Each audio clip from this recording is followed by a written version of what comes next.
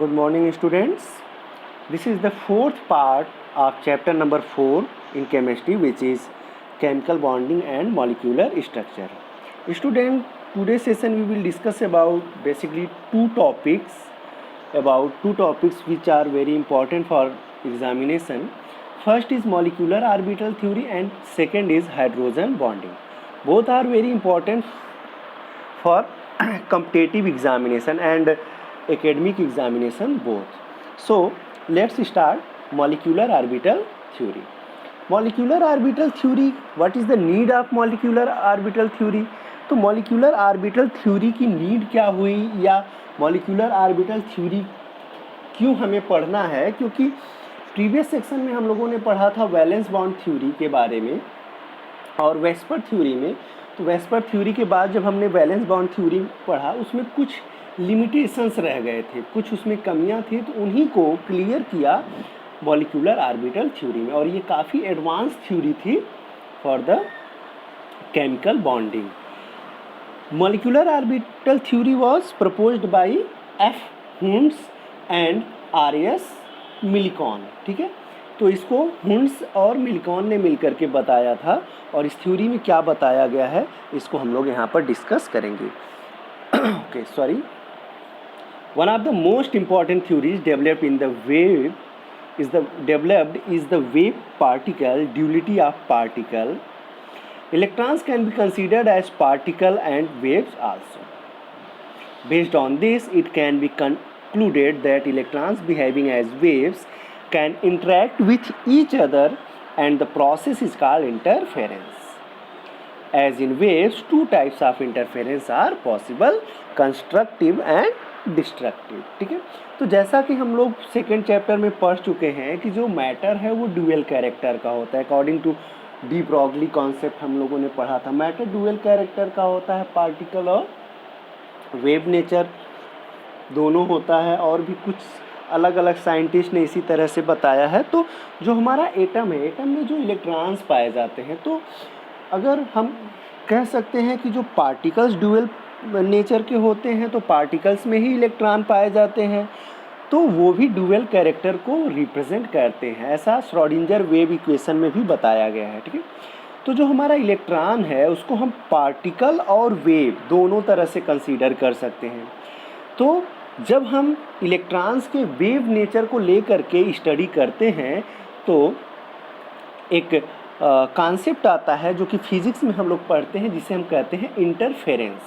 हम जानते हैं कि केमिकल बॉन्डिंग में during chemical bonding electrons combine together. ठीक है, इलेक्ट्रॉन्स आपस में जुड़ते हैं, बट वो कैसे जुड़ते हैं? पार्टिकल फॉर्म में तो हम लोग ऑलरेडी पढ़ चुके हैं, लेकिन वेव फॉर्म में अगर हम पढ़ते हैं तो ये अगर इलेक्ट्रॉन्स जो हैं दो अलग अलग ऑर्बिटल्स में जो इलेक्ट्रॉन्स हैं वो दोनों वेव फॉर्म में हैं, और जब वेव आपस में कंबाइंड होते हैं the phenomenon is called interference. यानी जब वेव आपस में कंबाइंड होते हैं तो इस फिनोमिनन को हम कहते हैं इंटरफेरेंस. और इंटरफेरेंस जो होता है वो टू टाइप्स का होता है, कंस्ट्रक्टिव एंड डिस्ट्रक्टिव. कंस्ट्रक्टिव मतलब आपस में ऐड हो जाते हैं और डिस्ट्रक्टिव आपस में सब्ट्रैक्ट हो जाते हैं. तो with the help of some figure हम इसको देखते हैं आगे. Okay, in molecules the atomic orbitals of all the atoms are assumed to interfere with each other in the form of waves, and depending on the nature of interference two molecular orbital results. ठीक है, अगर हम बात करें कि जैसे atomic orbitals होते हैं, एटॉमिक ऑर्बिटल्स आपस में कंबाइंड होते हैं तो फॉर्मेशन करते हैं मॉलिक्यूलर ऑर्बिटल्स का. तो अगर एटॉमिक ऑर्बिटल्स वेव फॉर्म में होते हैं, उसमें प्रेजेंट इलेक्ट्रॉन्स वेव फॉर्म में हैं, तो जो हमें रिजल्टेंट मिल रहा है वो भी हमें वेव फॉर्म में ही मिलेगा. यानी जो हमारे मॉलिक्यूलर ऑर्बिटल्स जब आपस में एटॉमिक ऑर्बिटल कंबाइंड हो रहे हैं, मॉलिक्यूलर ऑर्बिटल का फॉर्मेशन कर रहे हैं, तो उसमें एटम्स एक दूसरे से इंटरैक्ट हो रहे हैं, या फिर कह सकते हैं दो वेव्स आपस में इंटरैक्ट हो रहे हैं. ठीक है, और दो एटॉमिक ऑर्बिटल्स आपस में इंटरैक्ट होते हैं तो दो मॉलिक्यूलर ऑर्बिटल्स का फॉर्मेशन करते हैं.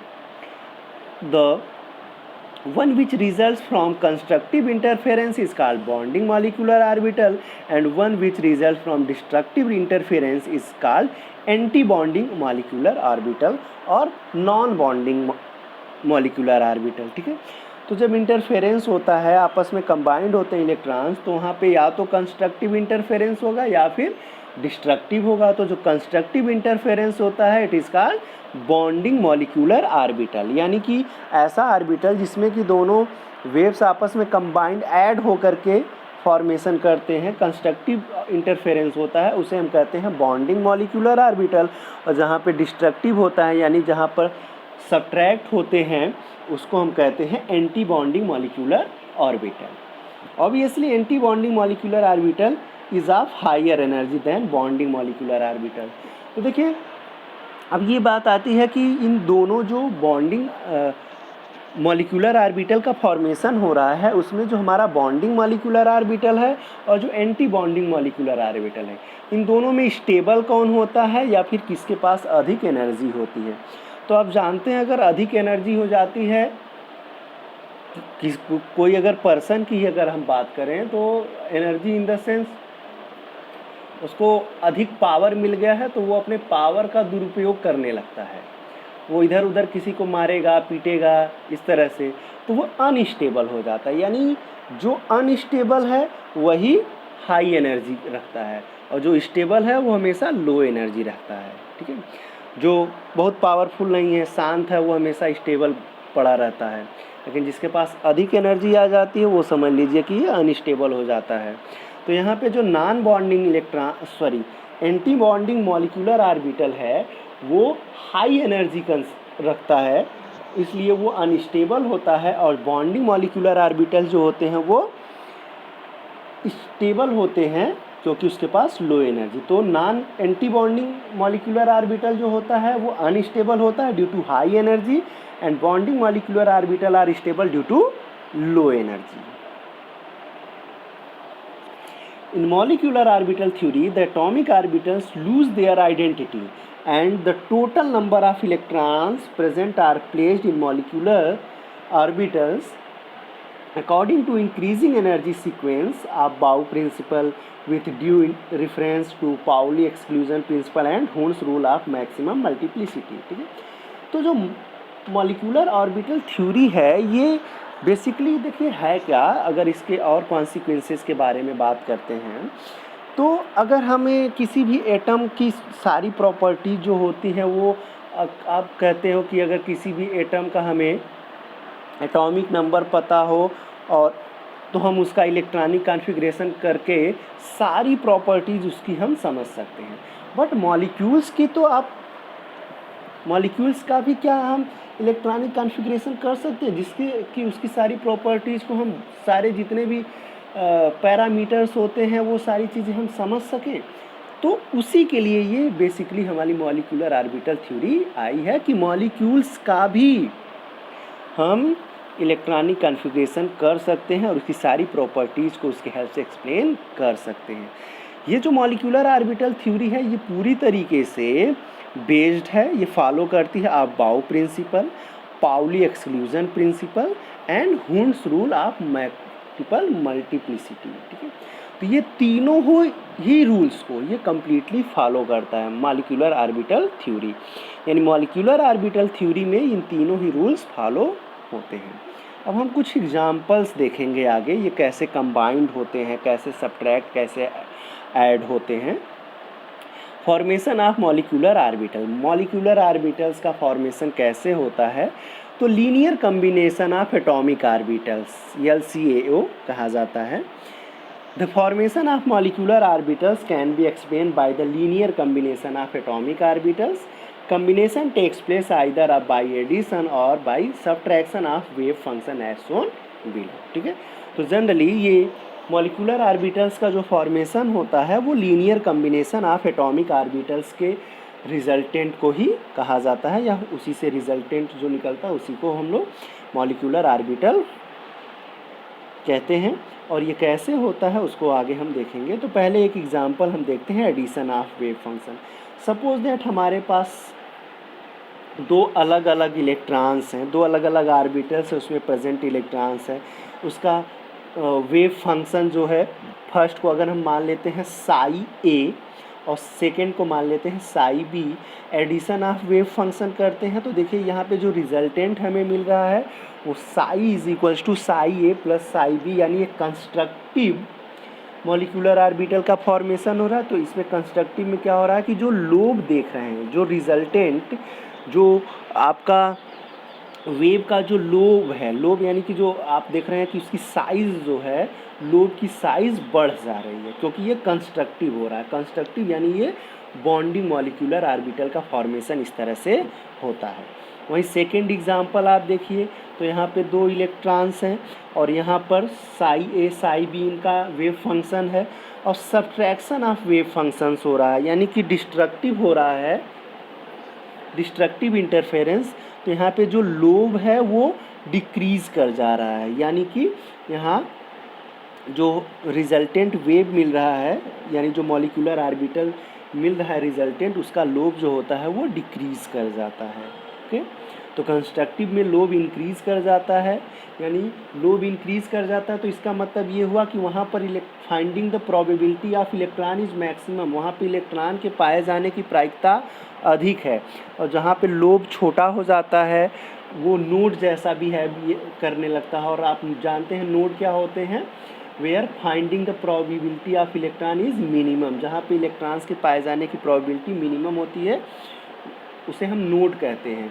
और जहाँ पर लोब बड़े होते हैं वहाँ पे मैक्सिमम प्रोबेबिलिटी होती है, जहाँ पे लोब छोटे होते हैं उस वहाँ पे मिनिमम प्रोबेबिलिटी होती है इलेक्ट्रॉन्स के पाए जाने की। एक एग्जांपल देखते हैं, atomic orbital. Atomic orbital 1s लिया गया तो आपस में कंबाइंड होते हैं तो इस तरह के मॉलिक्यूलर ऑर्बिटल का फॉर्मेशन करते हैं जो बॉन्डिंग केस में। और एंटी बॉन्डिंग के केस में आप देख रहे हैं तो ये दोनों ही जो हैं वो अलग अलग होते हैं। तो इसी वजह से यहाँ पे बॉन्डिंग में जो है वो किसी भी नोड का फॉर्मेशन नहीं हो रहा है, यानी कोई ऐसा स्पेस नहीं है जहाँ पर इलेक्ट्रॉन्स नहीं पाए जाए। लेकिन मॉलिक्यूलर ऑर्बिटल जो एंटी बॉन्डिंग में वहाँ पे नोड का फॉर्मेशन हो रहा है, जिससे कि आप बता सकते हैं कि यहाँ पे कुछ ऐसे भी प्लेस हैं जहाँ पे इलेक्ट्रॉन्स नहीं पाए जाते हैं। Okay, the molecular orbital formed by addition of atomic orbitals is called bonding molecular orbital. ठीक है, तो जो molecular orbital addition of atomic orbitals से मिलते हैं उसे हम कहते हैं क्या, molecular bonding molecular orbital. While molecular orbital formed by subtraction of atomic orbital is called anti bonding molecular orbital. ठीक है, conditions for the combination of atomic orbitals. ठीक है, तो अब हम देखते हैं कि कौन कौन से कंडीशन होते हैं एटॉमिक ऑर्बिटल्स के कंबाइंड होने के। फर्स्ट है the combining atomic orbital must have almost equal energy. हाँ, ये बहुत इंपॉर्टेंट पॉइंट है। अब यहाँ पर जो है कि ये दोनों ही जो कंबाइंड होते हैं वो उनकी जो एनर्जी होनी चाहिए वो ऑलमोस्ट सेम होनी चाहिए। ऐसा नहीं कि उनकी एनर्जी लेवल अलग अलग, 1s के साथ करेगा, 2s के साथ करेगा, 2p के साथ करेगा, 3p के साथ। मतलब या तो उसकी एनर्जी इक्वल हो या फिर नियरली इक्वल हो। ठीक है, एनर्जी का डिफरेंस अधिक नहीं होना चाहिए, इस बात को हमें ध्यान रखना है। जैसे नियरली इक्वल कहाँ हो सकता है, जैसे यस में तो 1s की एनर्जी इक्वल ही होगी, 2s की इक्वल हुई होगी। लेकिन जो p ऑर्बिटल आता है उसमें px, py, pz, तो px और py की एनर्जी जो होती है वो इक्वल होती है, लेकिन pz की एनर्जी अधिक होती है। ठीक है, तो p का क्योंकि p के साथ ओवरलैप करता है या फिर कंबाइंड करता है तो वहाँ पे px pz के साथ भी कर सकता है, क्योंकि वहाँ पे एनर्जी का गैप बहुत ही कम होता है, नियरली इक्वल होते हैं, तो वो भी कर सकता है। लेकिन p जो है वो d के साथ नहीं कर सकता है, इस चीज़ का आपको ध्यान रखना है। ठीक है, तो आइडेंटिकल होने चाहिए तभी इक्वल एनर्जी होगी।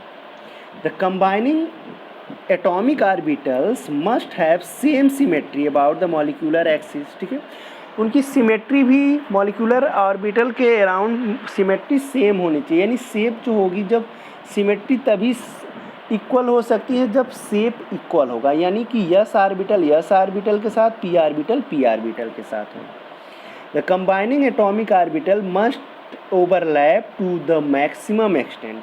और ये भी होना चाहिए कि जो आपस में कंबाइंड हो रहे हैं उनमें जो ओवरलैपिंग होती है वो मैक्सिमम एक्सटेंट यानी कि अधिक से अधिक हो सके, इस बात का भी ध्यान होना चाहिए।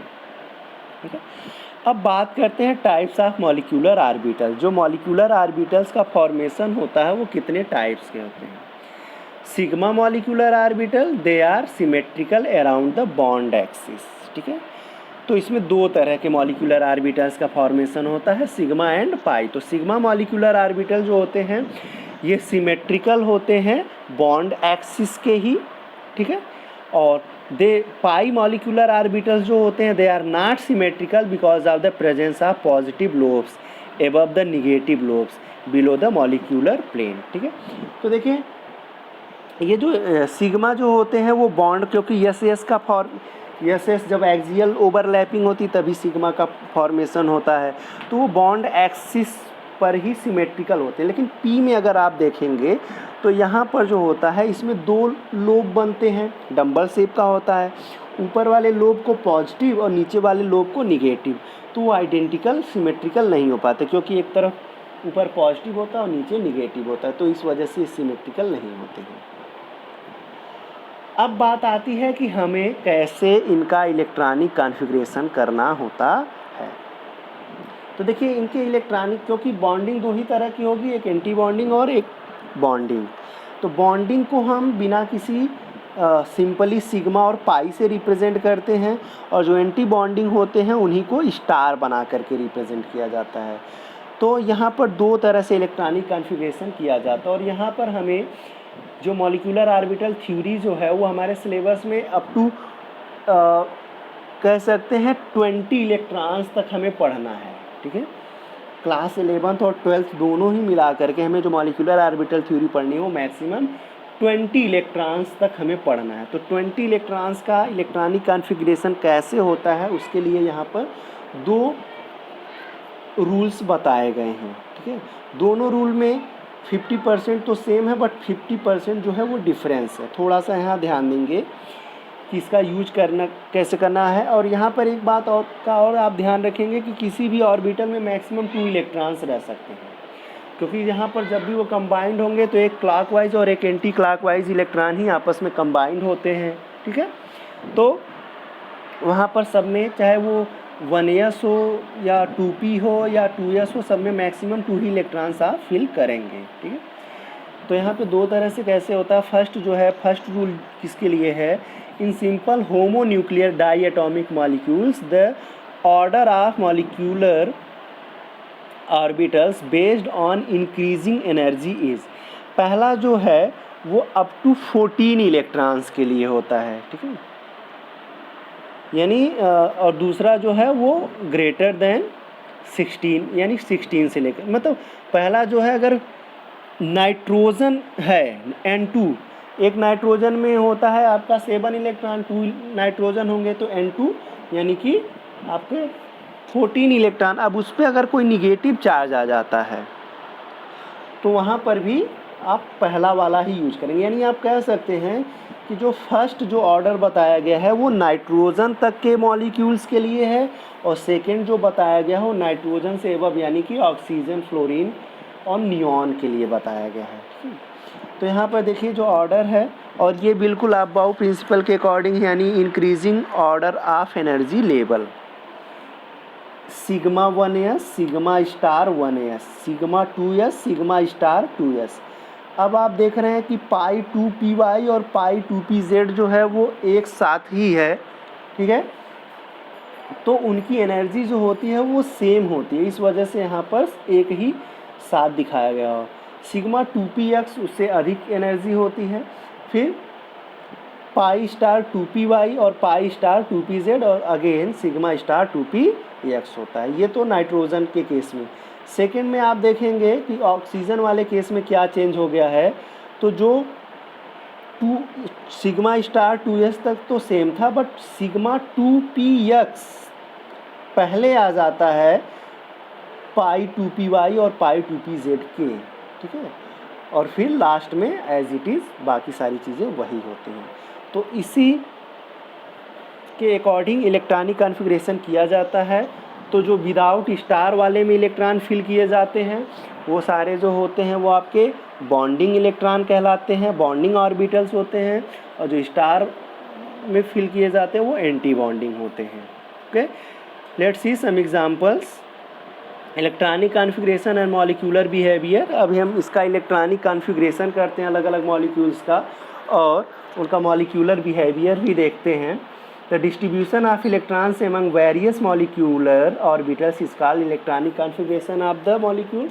तो मॉलिक्यूल्स का जो हम अलग अलग मॉलिक्यूलर ऑर्बिटल्स में इलेक्ट्रॉन का डिस्ट्रीब्यूशन करते हैं उसे हम कहते हैं electronic configuration of the molecules.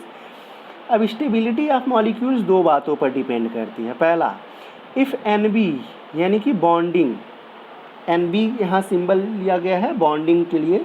If NB यानी bonding orbitals is equal to number of electron occupying bonding orbitals, ठीक है। और Na जो है वो एंटी बॉन्डिंग है कि number of electrons occupying anti bonding orbitals.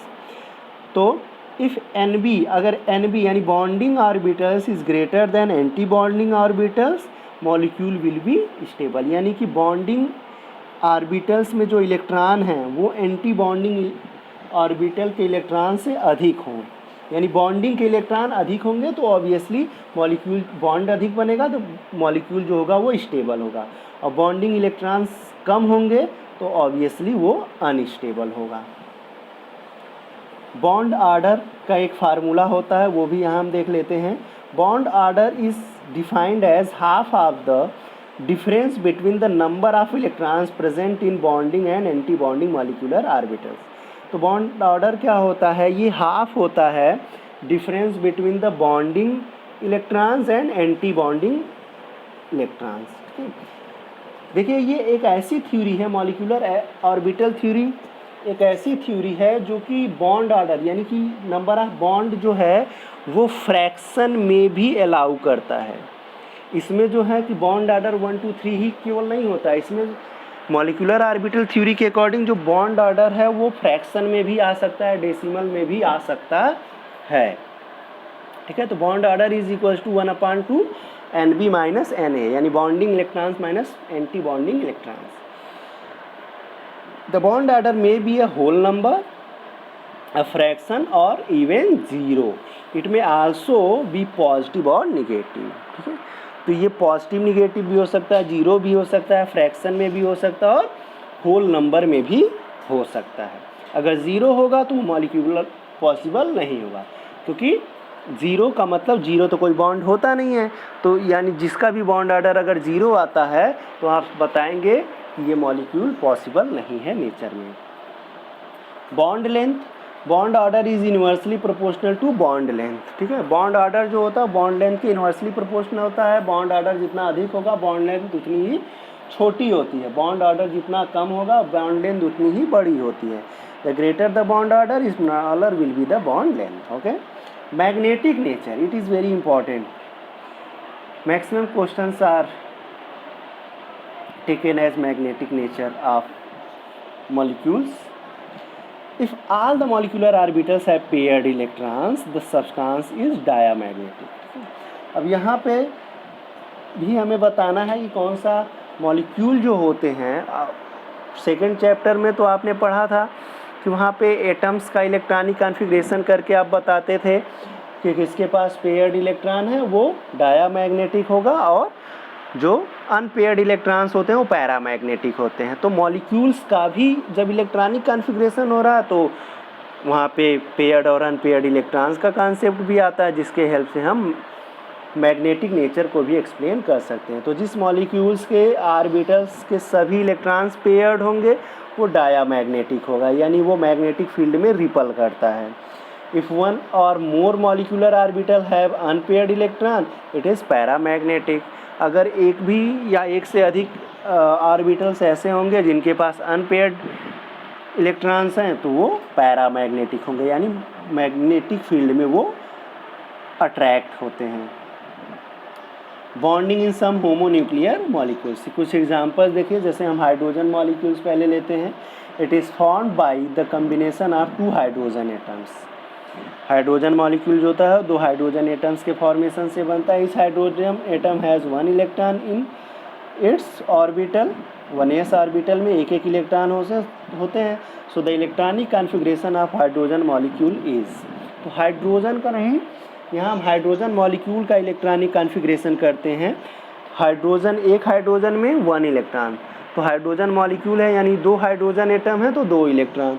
तो आप जब इलेक्ट्रॉनिक कॉन्फ़िगरेशन करेंगे तो सिग्मा 1s2, ठीक है.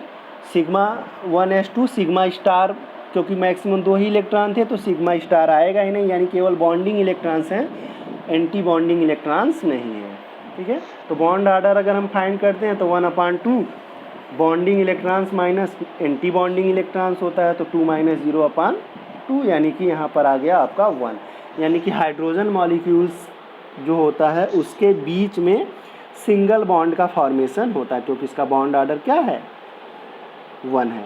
और अगर उसका हम बात करें कि ये इसका नेचर कैसा होगा, मैग्नेटिक नेचर, तो ये कैसा होगा, डायामैग्नेटिक होगा, क्योंकि इसका जो ऑर्बिटल है, ऑर्बिटल जो है वो क्या है, पेयर्ड है, वहाँ पे पेयर्ड इलेक्ट्रॉन्स हैं.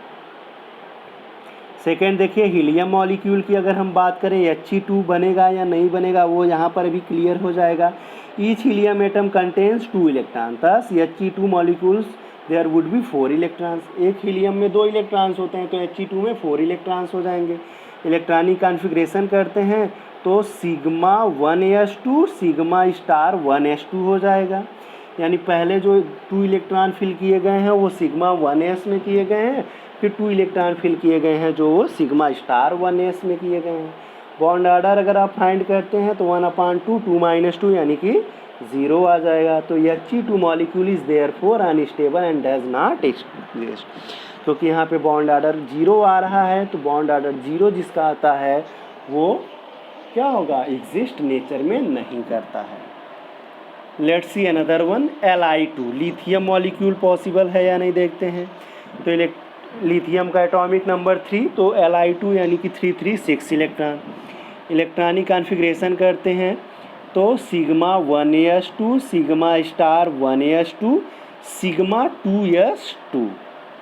It can be represented as Kk sigma 2s2. यहाँ पे जो फिल हो जाते हैं Kk से, तो वहाँ पे बॉन्डिंग और एंटी बॉन्डिंग जो होते हैं कैंसिल इलेक्ट्रॉन हो जाते हैं, तो हम सिंबल ले लिए हैं Kk की, वो कम्प्लीटली फिल्ड है. तो यहाँ पे अगर आप बॉन्ड आर्डर फाइंड आउट करते हैं तो वही 1/2 bonding electrons minus anti bonding electrons, तो यहाँ पे आ गया आपका 1. यानी कि ये Li मॉलिक्यूल जो है वो पॉसिबल है, वो नेचर में एग्जिस्ट करता है. और इसका नेचर अगर देखें मैग्नेटिक नेचर, तो Li2 का आप देख रहे हैं सारे ऑर्बिटल जो हैं वो पेयर्ड हैं, तो ये डायामैग्नेटिक नेचर का होगा, ठीक है.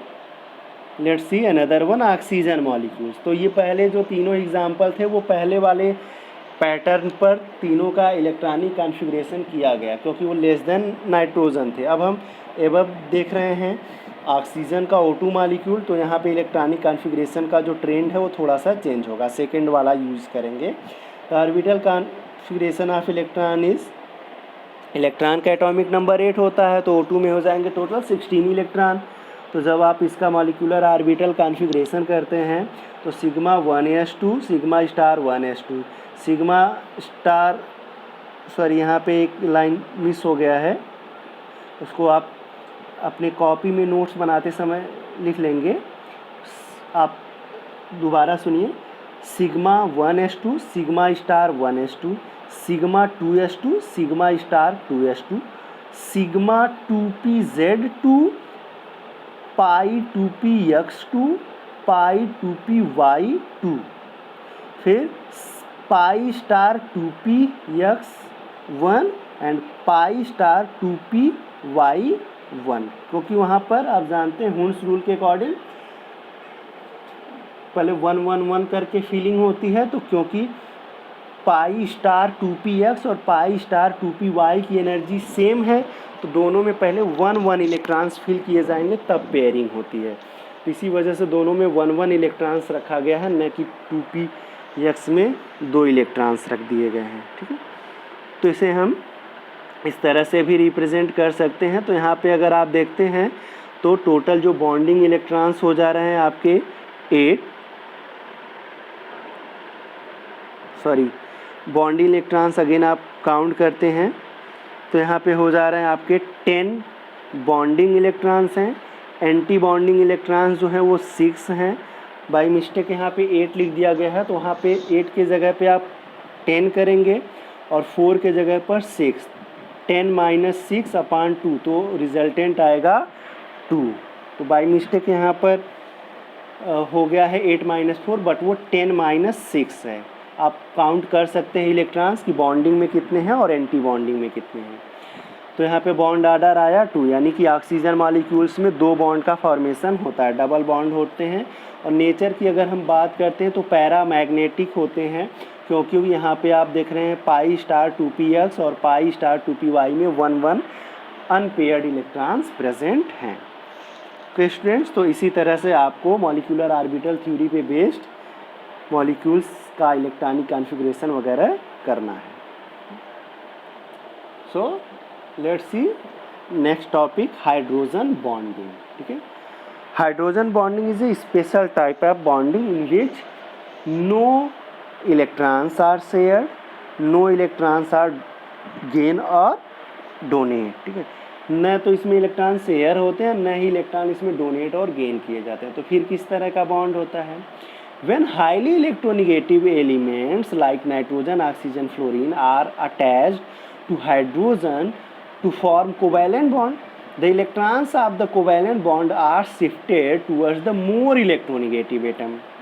Thus, partial positive charge develops on the hydrogen atom, which forms a bond with the other electronegative atom. देखिए बेसिकली होता क्या है कि जब जो मोर इलेक्ट्रोनिगेटिव है तो पूरे पीरियोडिक टेबल में सबसे अधिक फ्लोरीन होता है, फिर ऑक्सीजन होता है, फिर नाइट्रोजन।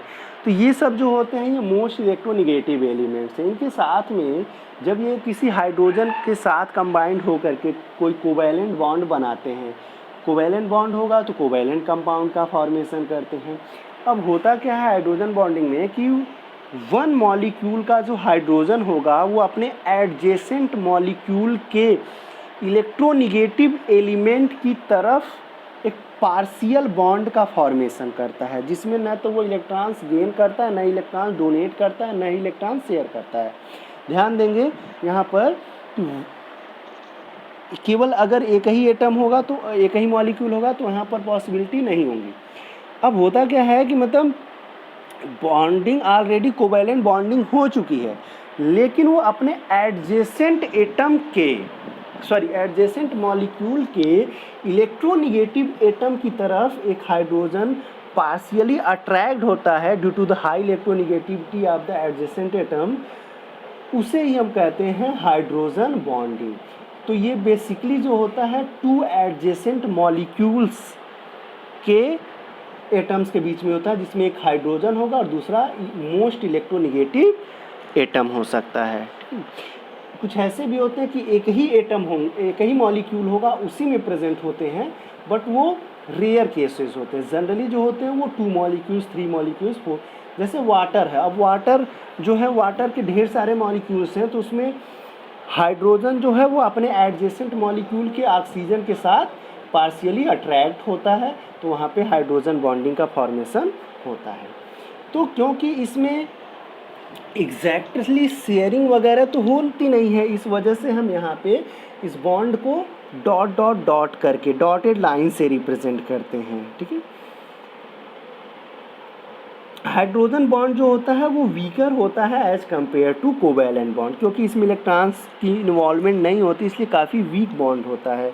फॉर एग्जाम्पल देखिए, in hydrogen fluoride molecule hydrogen bond exist between hydrogen atom one molecule and fluorine atom of another molecule, it can be depicted as. तो यहाँ पे आप देख रहे होंगे कि एक हाइड्रोजन जो है वो अपने एडजेसेंट मॉलिक्यूल के फ्लोरीन के साथ डॉटेड लाइन से, डॉटेड लाइन जो है वही आपका क्या है, हाइड्रोजन बॉन्ड है। तो आप फ्लोरीन पर देख रहे हैं डेल्टा माइनस है, डेल्टा माइनस का मतलब पार्शियली निगेटिव चार्ज, और हाइड्रोजन पे डेल्टा प्लस का मतलब पार्शियली पॉजिटिव चार्ज। तो यहाँ पर उन दोनों के बीच में जो अट्रैक्शन हो रहा है उसके कारण एक पार्शियल बॉन्ड का फॉर्मेशन होता है जिसे हम कहते हैं हाइड्रोजन बॉन्ड, और इसे डॉटेड लाइन से रिप्रेजेंट किया जाता है, ठीक है।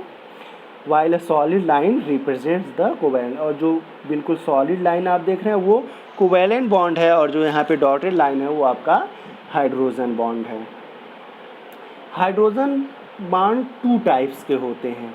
फर्स्ट जो होता है वो इंटरमॉलिक्यूलर हाइड्रोजन बॉन्ड, और सेकेंड जो होता है वो इंट्रामॉलिक्यूलर हाइड्रोजन बॉन्ड, ठीक है। तो फर्स्ट देखिए intermolecular hydrogen bond, it is formed between 2 different molecules of the same or different compounds, for example in HF molecules, water molecules etcetera. तो इंटरमॉलिक्यूलर हाइड्रोजन बॉन्ड का मतलब क्या है कि यहाँ पर आपका 2 अलग अलग मॉलिक्यूल्स के बीच में जब अट्रैक्शन होता है या हाइड्रोजन बॉन्ड का फॉर्मेशन होता है, जैसे कि आपने प्रीवियस जो एग्जांपल देखा वो इंटरमॉलिक्यूलर हाइड्रोजन बॉन्ड का ही था, जिसमें कि HF में जो हाइड्रोजन था वो अपने एडजेसेंट मॉलिक्यूल के फ्लोरीन के साथ अट्रैक्ट हो रहा था। उसी तरह से अगर H2O में भी देखा जाए तो H2O में भी ऑक्सीजन के साथ बना हुआ है, NH3 में भी पाया जा सकता है, यानी जो मोस्ट इलेक्ट्रोनिगेटिव एटम्स होते हैं जनरली उसी के साथ ये हाइड्रोजन बॉन्ड का फॉर्मेशन होता है, ठीक है। तो अगर 2 अलग अलग मॉलिक्यूल्स में हो रहा है हाइड्रोजन का फॉर्मेशन, हाइड्रोजन बॉन्ड का formation, it is said to be intermolecular hydrogen bond. Next one, intramolecular hydrogen bond. In this type, hydrogen bond is in between the 2 highly electronegative fluorine neon oxygen atoms present within the same molecule, ठीक है। यानी एक ही molecule में अगर 2 highly electronegative atoms present हैं और वहाँ पर हाइड्रोजन बॉन्डिंग का फॉर्मेशन होता है, that is called intramolecular hydrogen bond, ठीक है। जैसे कि आप एग्जांपल में देखिए तो ortho nitrophenol, the hydrogen is in between the 2 oxygen atoms, ठीक है। तो यहाँ पर आप देख रहे हैं कि नीचे जो OH है ऑक्सीजन के साथ जो हाइड्रोजन है वो कोवैलेंट बॉन्ड से जुड़ा हुआ, बट ऊपर के नाइट्रोजन के साथ जो ऑक्सीजन उसके साथ जो हाइड्रोजन है वो हाइड्रोजन बॉन्डिंग के थ्रू जुड़ा हुआ, वहाँ पे इलेक्ट्रॉन शेयर नहीं किए जाते हैं। तो यहाँ पर ध्यान रखना कि अगर 2 अलग अलग मॉलिक्यूल्स होंगे उनके बीच में हाइड्रोजन बॉन्ड का फॉर्मेशन होता है, that is called intermolecular hydrogen bond. And अगर केवल एक ही कंपाउंड के मॉलिक्यूल्स में अलग अलग एटम्स के बीच में फॉर्मेशन होता है हाइड्रोजन बॉन्ड का, that is called intramolecular hydrogen bonding. Okay, so this is the last topic of this chapter. This chapter is completed, so you can solve NCERT questions, and if there is any problem you can ask me. Thank you students, have a nice day.